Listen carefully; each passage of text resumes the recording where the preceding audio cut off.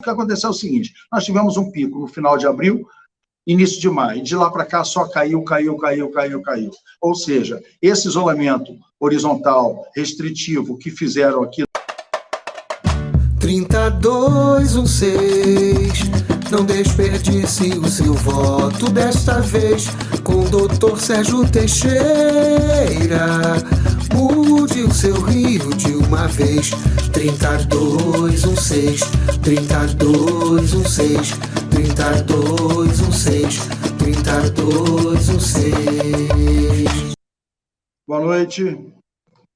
Hoje nós vamos ter um bate-papo bem mais específico em relação ao que tem acontecido aqui no Rio de Janeiro com essa questão do coronavírus, da Covid-19 e o que tem sido feito em relação a isso.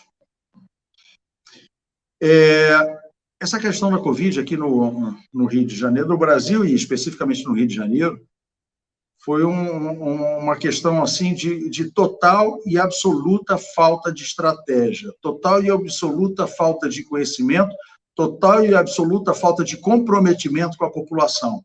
O que fizeram foi um absurdo tão grande que eu me vi na necessidade de fazer essa live com vocês. Tá? No dia 5 de abril, isso daí vocês podem até buscar no meu blog, eu fiz uma transmissão de uma entrevista que eu fiz na rádio, na qual me perguntaram sobre uma virose que estava tendo na China, se chegaria aqui ao Brasil. E, na época, eu falei exatamente o seguinte, que é evidente que chegaria aqui no Brasil. Nós estávamos falando de uma epidemia que começou no país mais populoso do mundo. A China tem cerca de 1 bilhão e 400 milhões de pessoas. Nós estamos falando aproximadamente 20% da população mundial. Então, é claro que uma epidemia nascida num local onde há toda essa população no entorno, num local onde ainda estava próximo da época do Ano Novo Chinês, que é 25 de janeiro, se não me engano, onde eles saem viajando para tudo quanto é canto, claro que ela se espalharia, claro que ela chegaria aqui. Me foi perguntado até se não era o caso de interromper, de bloquear os voos que vinham da China, e eu falei especificamente à época o seguinte, quando não tinha ainda epidemia, estava restrita na China. Gente, não há voos diretos da China aqui para o Brasil. Né? Uma pessoa para vir da China para o Brasil, ela tem que fazer uma escala, né? Ou em Dubai, ou seja, em Doha, né? E dali ela pode perfeitamente contaminar algum europeu, que vai levar isso para a Europa, e da Europa depois ele vem para o carnaval aqui e vai acabar trazendo para cá. Não adiantaria fechar uma ligação direta para cá, e foi exatamente isso que aconteceu. Vocês podem checar isso, né? Essa epidemia foi primeiramente para a Europa, todo mundo já sabe disso, e depois chegou aqui. Mas isso eu falei dia 5 de fevereiro, antes de acontecer, no engenheiro de obra pronta. Tá? Agora, o que foi feito de lá para cá foi criminoso. As pessoas têm que parar de politizar a saúde. Isso é um absurdo total e completo. A politização da saúde termina em óbitos, termina em mortes. Não pode chegar e deixar interferir a política em cima disso. A saúde ela tem que ser tratada de forma séria e técnica, e não da forma que a pessoa entende que vai capitalizar melhor. Então, o que aquele tiranete lá de São Paulo fez, junto com aquele ex-governador daqui do Rio de Janeiro fizeram, foi um absurdo. Tá? Aquele isolamento horizontal preconizado por eles não deu certo em lugar nenhum. Não deu certo em lugar nenhum e nem na Europa. E a prova é que está tendo agora esse retorno. Só que o que é, até hoje, mais eficaz no caso de doenças graves do coronavírus, chama-se estrutura de unidade de tratamento intensivo, UTIs, leitos de UTI. O que as pessoas tinham que fazer era preparar o Brasil para os casos graves. Essa não é a primeira epidemia de coronavírus, não é a segunda epidemia de coronavírus, nós estamos na terceira epidemia de coronavírus. Nós tivemos uma em 2002, na Ásia também, que foi o SARS-CoV-1, esse é o 2. Em 2012, nós tivemos a epidemia no Oriente Médio, MERS, essa é a terceira. Então, vamos aprender com o passado, vamos parar de tentar reinventar a roda. nesse isolamento horizontal não deu certo. Se forem pegar a curva de crescimento, eu acredito até que a tenho aqui, essa curva de crescimento, ela teve seu pico aqui no Rio de Janeiro, abril, maio, início de maio, depois de lá para cá ela só caiu. Eu gosto muito de mostrar as coisas, gente. Eu quero mostrar uma coisa que aconteceu nos países da Europa, tá? Para vocês entenderem o que eu estou falando. Me dá um segundo, vou compartilhar a tela com vocês. Aqui é o Brasil, tá? Vamos lá. Itália. A curva de cima, o amarelo, é o número de casos, a setinha está dando para ver aí, e agora a segunda onda. Aqui a de baixo é o número de óbitos, e agora um número bem menor de óbitos. Por quê? Eles se prepararam para isso. Isso na Itália. Isso daqui na Suécia. O número de óbitos foi alto na primeira leva, na segunda está muito menor. E assim foram em todos os países. Reino Unido, Alemanha, Estados Unidos. Reparem que sempre o número de casos tem uma incidência maior depois, tem uma outra onda, e o número de óbitos vai descendo. Estados Unidos, isso não parece muito claro, porque houve também o comprometimento da obesidade no viés aí de confirmação desses casos. Agora, olha no Brasil, é praticamente a mesma coisa, ou seja, não fizeram nada. Não prepararam o Brasil para isso. Então, o que acontece? Quando ocorrem os casos, ocorrem os óbitos. Nós temos duas curvas muito parecidas, parece até a mesma coisa. E foi isso que aconteceu em São Paulo e foi isso que aconteceu aqui no Rio de Janeiro. Em relação à incidência de coronavírus aqui no Rio de Janeiro, também eu quero ver se eu mostraria para vocês, mas eu não quero também ficar toda hora colocando aqui, porque eu acho que vai acabar ficando maçante eu encher vocês de gráfico. O que aconteceu é o seguinte, nós tivemos um pico no final de abril, início de maio, e de lá para cá só caiu. Ou seja, esse isolamento horizontal, restritivo, que fizeram aqui no Rio de Janeiro, e que fizeram também em São Paulo, não mudou em absolutamente nada o crescimento da epidemia e não contribuiu em absolutamente nada para a queda no número de casos. Nós estamos falando de uma virose que vai pegar, sim, todos os suscetíveis. Nós estamos falando de uma virose que a transmissão dela é totalmente diferente de uma transmissão de gripe. É uma transmissão na qual se faz em grupos. Então, com isso, a gente vai ter pessoas que são suscetíveis, sim, que vão pegar e vão adoecer. A esmagadora maioria dessas pessoas vão ter casos leves, no máximo moderados, e com uma taxa de mortalidade baixa. Foi divulgado criminosamente uma taxa de mortalidade alta, de 5%, teve gente que falou 6%, ouvi até outros absurdos. Tá? A própria OMS, que é um órgão político, não é um órgão técnico, é um órgão político, com pessoas eleitas, eles colocaram uma coisa, depois colocaram outras, enquanto todas as entidades acadêmicas falavam a mesma coisa. A taxa de mortalidade é baixa. E agora a própria OMS cedeu a isso, colocando a taxa de mortalidade onde ela tinha que estar. Por que ela estava falando alta antes? Ela contabilizava o número de óbitos em cima do número de casos graves. É claro que o número de óbitos em cima de casos graves é alto. Agora, a partir do momento que você quer saber a mortalidade de uma doença, você tem que pegar o total de pessoas que são infectadas e saber quantas vieram a óbito. Com isso, o número vai cair bastante. Com isso, o número caiu dos absurdos 5, 6, 7, 8%, né? Igual algumas mídias chegaram a falar, para 0,23%, 0,27%, num grande trabalho que foi feito agora recentemente, publicado no dia 14 de outubro.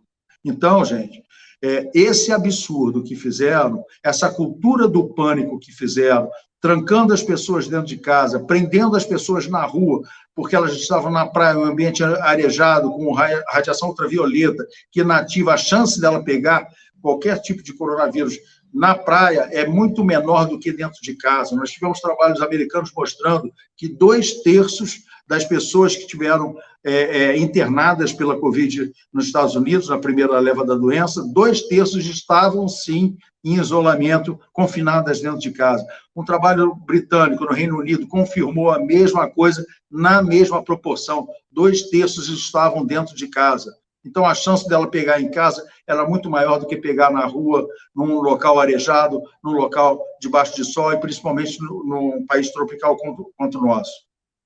Essa restrição que fizeram, o que ocasionou? Um aumento na taxa de suicídio de 50%. Esse, sim, foi o grande efeito colateral, junto com outras doenças psiquiátricas que se permaneceram muito mais altas, com várias crises disparando por esse gatilho do confinamento.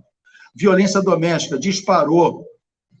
E aí entra a parte econômica, que foi um total absurdo, com uma quebradeira de várias empresas, um derrame de desempregados no meio da rua, que essas pessoas, sim, que não tendo dinheiro para comer, vai ter uma taxa de mortalidade maior do que a própria Covid. Então, o que foi feito foi totalmente descabido, totalmente desproporcional, por conta de aspirações políticas de um tiranete paulista e de um marginal carioca. O que eles fizeram tem um nome, se chama assassinato de vulneráveis. Isso foi um absurdo que foi feito. E agora, para botar uma cereja em cima do bolo, o rapaz lá que quer um Estado para chamar de seu, resolve uma vacinação obrigatória. Gente, vacinação não é para ser obrigatória, nós já tivemos isso no passado. Veja bem, não vamos confundir campanha de vacinação, imunização. Eu sou médico totalmente favorável à campanha de vacinação, à imunização da população. Evidente que eu sou favorável. Agora, daí a você tornar obrigatório, né, tolhendo a liberdade de cada um, com esse tipo de atitude, obrigar as pessoas a tomar uma vacina que nem existe. Essa vacina ainda não existe, ainda não está testada, ainda não está pronta. Isso é criminoso. Por que ele está querendo vender tanta vacina assim? Por que ele está tão empenhado em comprar essa vacina chinesa e vender para o governo federal? Nós tivemos aqui no Brasil uma vacinação obrigatória. Bom, em 1837, tornou-se obrigatório vacinação contra a varíola nas crianças. Em 1846, tornou-se obrigatória a vacinação de adulto contra a varíola. Não tinha vacina. A vacina veio em 1894, ou 1884, depois. Quando eles viram a besteira que fizeram, isso parece familiar, criar uma obrigação sem antes de ter vacina, quando eles fizeram essa besteira, ninguém respeitou, evidentemente não houve respeito da população e todo o governo caiu em descrédito. Em 1904, o Oswaldo Cruz, ele convenceu as pessoas do Congresso a tornar obrigatória a vacinação de varíola, novamente, com punições, com penalidades, por razões políticas, de antagonistas políticos do Rodrigues Lima. Eles tornaram obrigatória a vacinação. O que aconteceu? A revolta da vacina, distúrbios populares, revolta da população, todo mundo se negando a se vacinar, uma resistência enorme à imunização. Diante de tal balbúrdia que foi criada à época, eles retiraram essa obrigatoriedade. Começaram uma campanha de conscientização. O que aconteceu? A população foi em massa se vacinar. Então, não é para se tornar obrigatório. Repito, sou a favor de toda imunização segura e eficaz. Claro, eu sou médico. Agora, daí a você querer obrigar as pessoas a tomar um medicamento, obrigar as pessoas a tomar uma vacina, isso está totalmente fora de propósito, totalmente fora de questão, e você vai ter um efeito muito pior daí para frente. Nós já tivemos isso na história, vamos olhar para trás, vamos aprender. Fazer uma pausazinha aqui, que eu quero ver o que as pessoas estão colocando aqui, que eu não estou nem olhando, gente. Tenório, Estela, postei no Ione, está eu mais 30, muito bom ver. Como assim? Eu não entendi sobre o que você estava falando, eu perdi o ponto Vocês só não... decepcionado com esse cidadão, blá, blá, blá. Eu não vou entrar em política, né, na questão política da coisa, porque eu acho que a politicagem já transcendeu todo e qualquer bom senso. Tá? Respeito toda e qualquer opinião, gente. Eu só estou externando a minha, só que eu estou baseando a minha em fatos. Tá?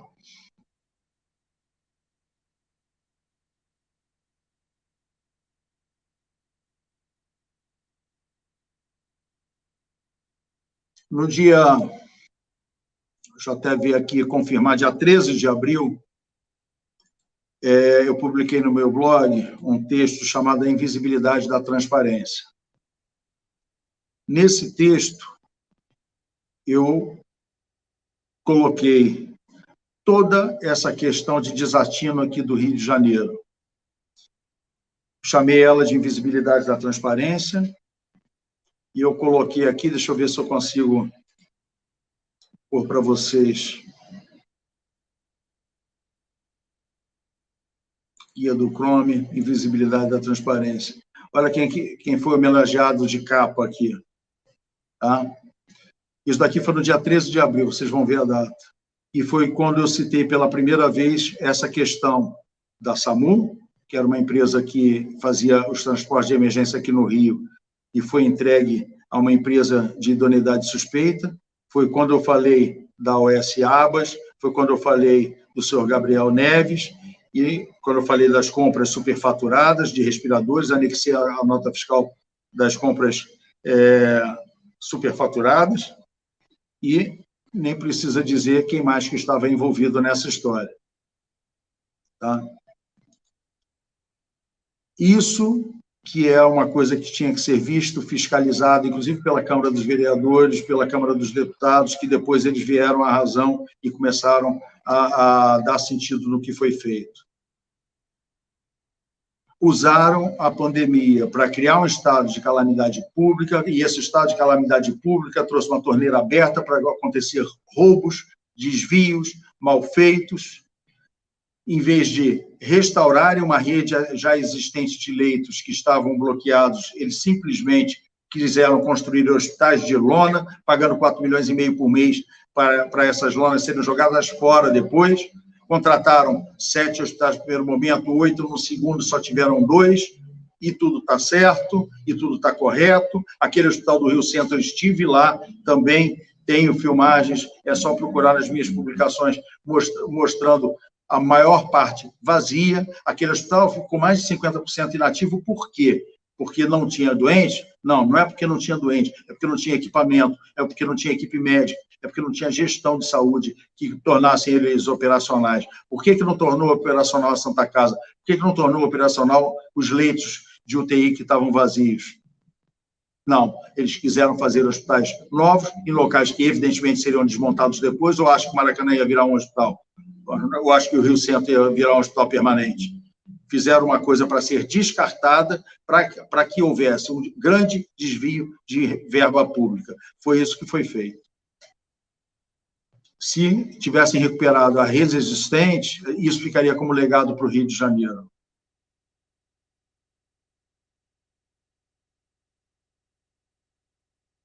Uma outra coisa muito bem lembrada aqui pelo Rafael, a questão das escolas.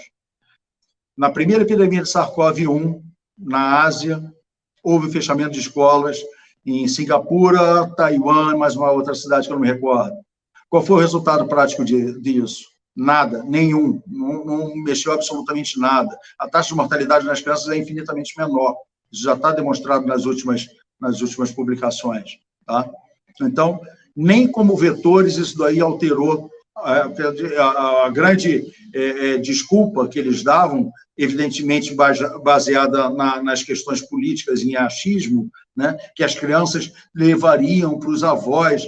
Primeiro, portador assintomático, que a esmagadora maioria das crianças dificilmente vai transmitir. Eu não quero entrar em muita especificidade para não ser chato, mas a transmissão, se você pegar 10 pessoas, né, 3 a 4 vão transmitir, as outras não, e as crianças estão muito mais no não. Então, isso daí não altera o curso da epidemia.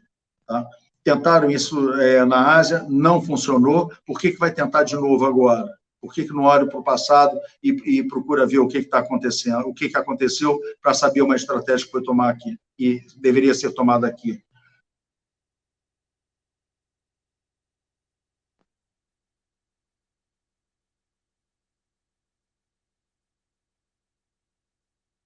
Aqui, obrigado pelos comentários. O que precisa fazer? Bom, gente, não adianta trancar todo mundo dentro de casa. Fato. Isso daí não adianta, isso já foi provado que não. É evidente que a população mais vulnerável, as pessoas com mais idade, as pessoas que têm comorbidade, elas precisam de uma maior proteção. Ok, essas daí devem ser protegidas. Fora isso, não. Quando nós temos uma doença que é transmitida em clusters, em grupos, como eu falei agora, que a maioria não é transmissora, tá? A tal imunidade de rebanho que foi tão badalada, dizendo que precisava alcançar 70% da população, precisava alcançar 80% da população. Isso é gripe, isso não é coronavírus. Tá? Isso é transmissão de gripe, de vírus de influenza, H1N1, entre outros. Tá? Por isso que houve aquela grande epidemia, que foi a gripe espanhola, que não tem nada a ver com essa atual. A gripe espanhola, gente, foi H1N1. É o mesmo H1N1 que nós temos hoje, tá? Então, essa é diferente. Ela é transmitida em grupo. Como não é todo mundo que transmite, a gente consegue uma imunidade com um percentual menor de pessoas que foram contaminadas, tá? Então, com isso, você vê bem, nesse gráfico, eu vou catar ele aqui, para mostrar para vocês o gráfico do Rio de Janeiro. É importante vocês verem, de casos confirmados. Abrir aqui, eu vou compartilhar a tela para vocês darem uma olhada. Vou até janela, guia do Chrome. Aqui. Esse daqui é o gráfico da cidade do Rio de Janeiro. O primeiro é casos confirmados por data de divulgação e o segundo por início do sintoma, que é mais completo. Aqui, nós estamos no dia 1º de abril, tá? Foi subindo até o pico aqui, que é no dia 26 de abril. Depois, de lá para cá, só viu caindo com uma pequena lombadazinha aqui, retornando à queda. Esse último caso aqui, confirmado no dia 9, né, de novembro. Isso daí está atualizado agora em tempo real, tá? Então, vejam que, sem vacina, como houve uma queda substancial. E não vem me dizer que isso daqui foi por conta do isolamento social, porque nós lembramos que o isolamento social se deu aqui, no meio da subida, e ele permaneceu, né, depois. E que depois houve uma flexibilização e não retornou, não teve outro pico, ele continuou descendo. Teve essa pequena lombada, que seria natural até pelo aumento de testes que foram disponibilizados e não necessariamente pelo aumento de casos, e continuou agora caindo. Então, alguém tem dúvida que isso daqui tem um efeito protetor de imunização de rebanho? Eu não tenho. Não teve vacina aqui, ninguém foi vacinado, como é que caiu tanto aqui o número de casos?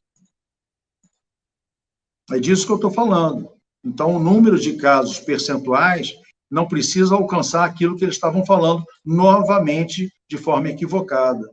Novamente, para manter a cultura do pânico. Novamente, para manter um estado de calamidade pública com torneira aberta para possibilitar desvios de dinheiro.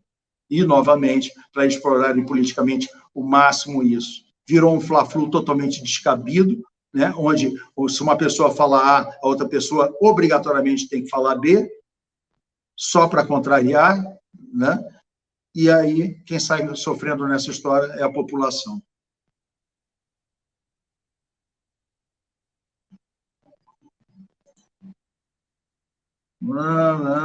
Obrigado, Kátia. Medo nas crianças. Ok, obrigado, Paulo Gustavo. Bom. Gente, essas lives são curtas mesmo, bem pontuais, né? Então, o que eu queria passar para vocês é basicamente isso, fazendo um grande resumão.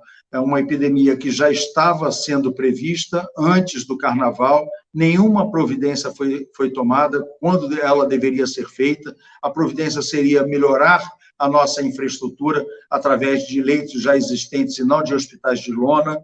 A providência deveria ser feita desde o início, rastreando os contaminados para poder isolá-los junto com a população vulnerável e deixando o resto da população, os mais jovens, a ganharem o seu dinheiro, manterem seu trabalho, manter a economia funcionando, porque mesmo para tocar a saúde precisa de dinheiro. É uma conversa fiada quando a gente escuta falar que saúde não tem preço. Tem preço, sim, e é muito caro. A gente precisa de recursos para ter hospitais, para ter medicamentos, para ter profissionais. Então, se você quebra uma economia, você também não vai ter saúde. Se você quebra o emprego das pessoas, se você deixa as pessoas aumentando o percentual de pessoas com fome, você vai aumentar a taxa de mortalidade. Se você não investe na saúde das pessoas, você vai aumentar a taxa de mortalidade. Então, o investimento na saúde dessas pessoas se chama você criar uma estrutura para atendê-las. Você criar isso com eficiência, você criar isso com eficácia. Já desde décadas, nós temos uma estrutura de saúde pífia, uma estrutura de saúde totalmente precária por questões de desvio, por questões de incompetência e má-fé. A pandemia só veio exteriorizar isso e tornar isso muito mais visível para a população. Agora, daí a você chegar e dar uma dimensão totalmente além do real, isso chegou a ser criminoso, porque o efeito colateral desse, entre aspas, tratamento, teve muito mais baixas, muito mais óbitos do que a própria epidemia. O que mais mata no Brasil não é a Covid. O que mais mata no Brasil é doença cardiovascular. As pessoas ficaram falando muito em relação ao número de mortes por Covid. A gente lamenta cada óbito desse. Agora, uma outra coisa que a gente tem que lamentar muito é isso aqui. Esse número é o número de pacientes que faleceram somente esse ano de doenças cardiovasculares. Esse é o número oficial da Sociedade Brasileira de Cardiologia. Então, nós temos que cuidar dessas pessoas, nós temos que dar estrutura para essas pessoas, nós temos que dar atenção para essas pessoas, porque o que foi feito não foi um fique em casa, o que foi feito foi um morra em casa. E muitas pessoas morreram em casa porque tiveram medo de ir para o hospital. Chega para ver o absurdo que a gente chegou. As pessoas morreram por medo de procurar o médico. Quando uma pessoa fala em qualquer doença, não precisa ser médico para saber que quanto mais precoce fizerem o tratamento, melhor vai ser o resultado. Então, quando eles falam que você só tem que ir para o hospital quando já tiver com uma falta de ar grave, isso é criminoso. Isso é criminoso. Tá?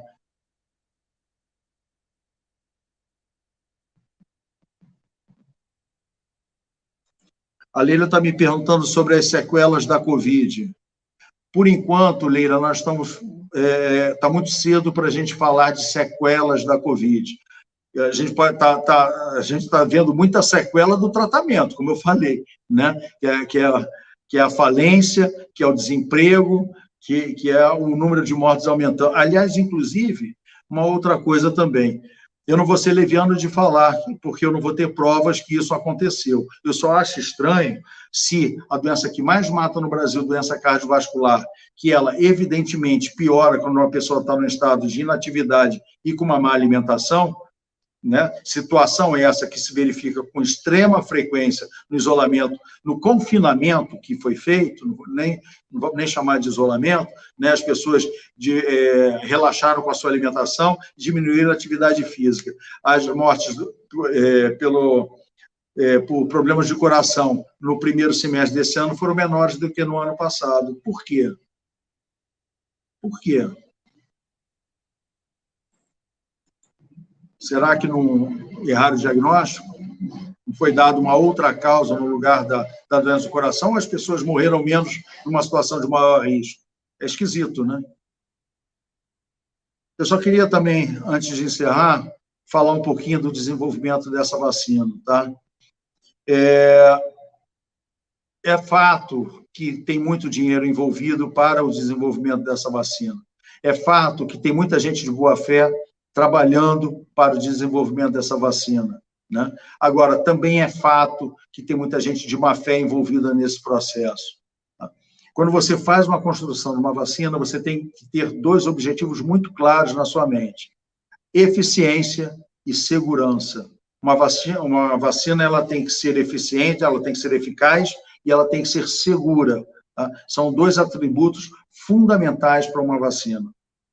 Quando você faz testes numa vacina, você vai testar a eficácia, isso é mais rápido, né? Agora, a segurança é um processo mais lento. Por quê? Porque você tem que aguardar os efeitos colaterais, caso eles venham a ocorrer. Tá?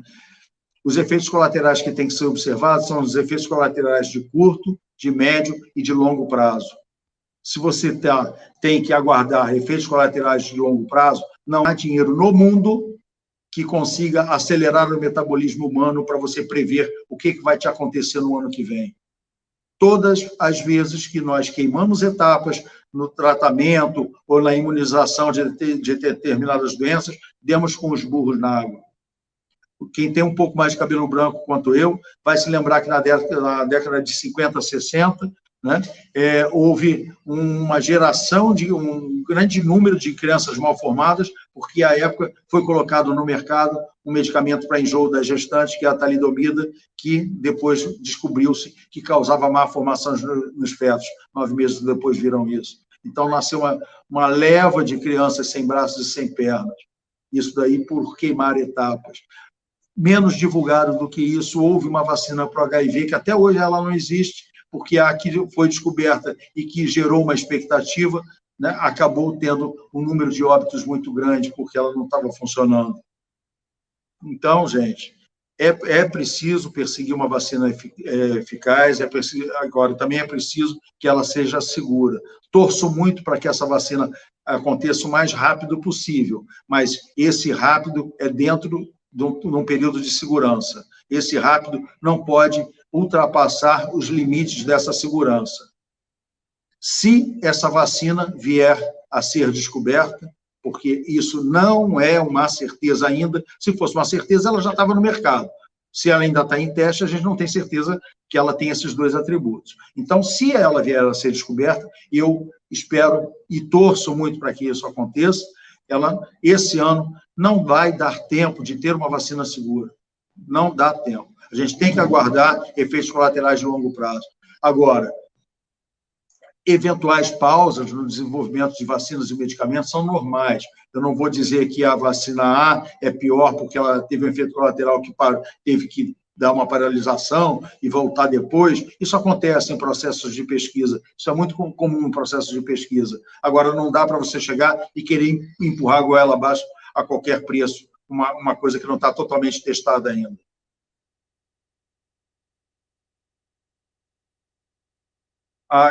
Em relação, a Leila perguntou a questão da sequela, falando que pessoas até agora, depois de alguns meses, o olfato e paladar não voltaram.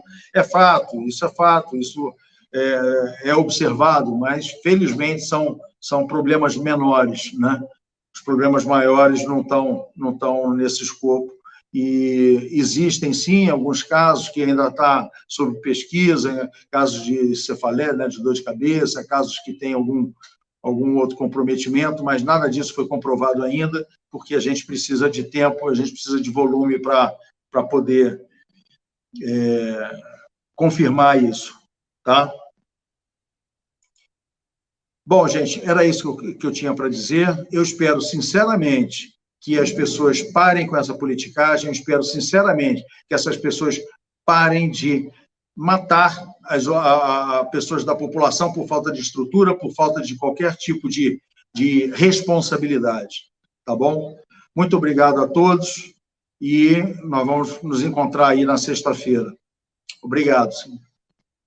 Podem deixar os comentários que eu vou responder todos eles depois, tá bom? Obrigado, uma boa noite.